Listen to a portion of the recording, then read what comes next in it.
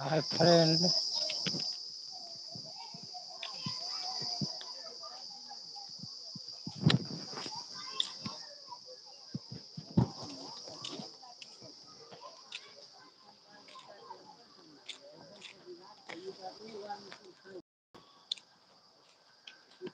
की कुटुम की भेलो?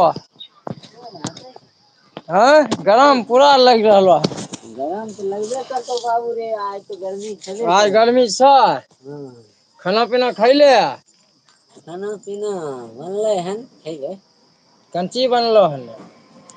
चिकन तंदूरी और आलू छोले भटूरे। छोला भटूरा न? आ चलते छोले भटूरा न? चलो ठीक, काम करै नै गेलहो? काम करे देखै छौ मालिक साहब पहुँचल छथिन।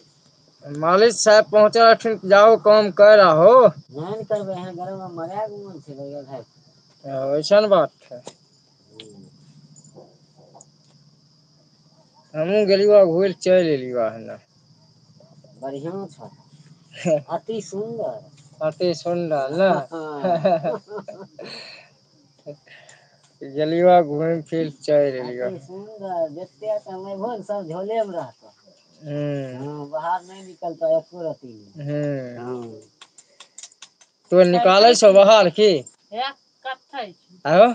तो निकालै छौ बाहर की झोला से? कुटुम जा खा गन जल्दी।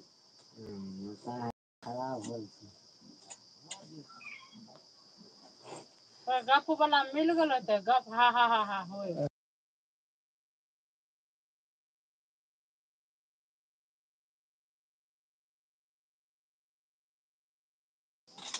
खेबो करबो? नहीं, खाना खाए के लिए अभी तुरंत। चिकन तंदूरी बनल छै। नहीं नहीं नहीं, उ सब नहीं खाई छौ हमे। नहीं? नहीं नहीं। हमरा तो रोज लगै छै। हाँ तो खाई सकै छी। हमन खाई लगबै। अरविन भाई चले, अबे चल चल चल चल चल।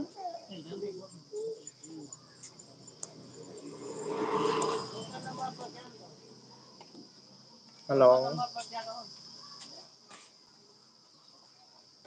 की राम बाबू, चलो न तऽ पढ़ारिये उठे। अरे भुल्ला अइलो चलि गेलो हन। तोरे हेजे रहो हन। हेजे रहो भुल्ला हन, बोले रहो कि नहीं अइले उ की? नहीं हो जन कटा नहीं गेलो, इधरे अइलो हन उधर से। जने कता से अइलो इधर। सुन न। हाँ। हाँ। अभी से 10 केना बज जेतै? हाँ साढ़े 10 बजलो हन।